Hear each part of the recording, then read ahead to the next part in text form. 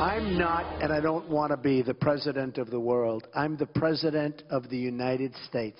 And from now on, it's going to be America first. President Trump campaigned on that America First philosophy. Could Tuesday's chemical weapons attack in Syria put that to the test? In a news conference yesterday with Jordan's King Abdullah, the president said the attack changed the way he views Syria and Bashar al-Assad. And North Korea's latest saber-rattling is on the agenda today in his meeting with the Chinese president, among many other things. John Moody is the executive vice president and executive editor of Fox News and joins us to talk about this live. Good to see you today. Hey, Shannon. Okay, so as we talked about, there is so much on the agenda with China. I mean, North Korea probably at the top of the list, but there's a whole lot more. Yeah, I think what Donald Trump is experiencing right now is the difference between being a candidate and being president. When you're president, you have to be able to handle multiple alarming situations simultaneously and efficiently.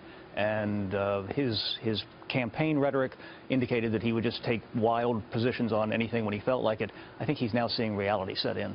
And finding America and keeping it first, finding its interests, is very complex when you look at the Syrian situation, China, North Korea. I mean, there are tentacles that feed with Russia, Iraq, so many other things that you can't just make blanket statements. Right. He's going to send Secretary of State Tillerson to Russia, I think, over the weekend. I'm sure there'll be some back-channel discussions about what to do about Syria. Russia, obviously, is the patron of Syria. Tillerson doesn't talk for public consumption. He'll do a lot of backrooming, and I bet you he comes back with some assurance from Russia that it's not going to have another repetition of this horrible chemical bombing. With China, China is a serious contender. They're not a friend. They're a competitor of ours, and Trump is going to have to find some common thread with President Xi when he meets him at Mar-a-Lago.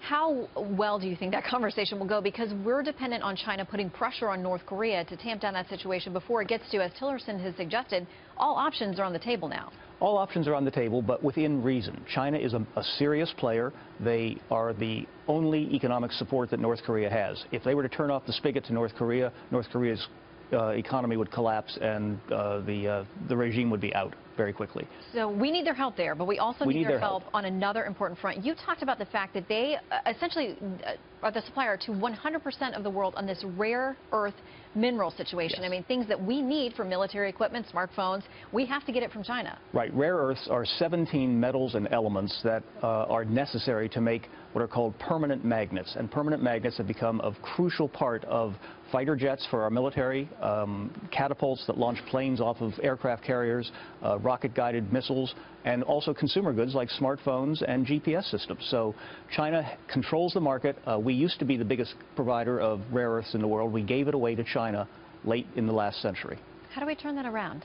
Well, President Trump did talk about making America great again and bringing jobs back. We have rare earths in the United States. If he were to reinvigorate the U.S. mining industry, he could also get rare earth production moving again. We wouldn't need China, and our hand would improve immeasurably.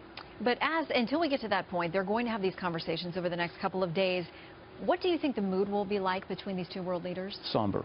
Somber. I think President Xi is an experienced negotiator. I think he knows that he has the upper hand right now, even against the great United States.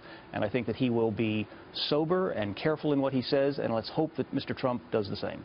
All right, John Moody, always good to see you. There's more about this at foxnews.com/opinion. People can read in. Thank you very much for your expertise. Thank you. Appreciate it.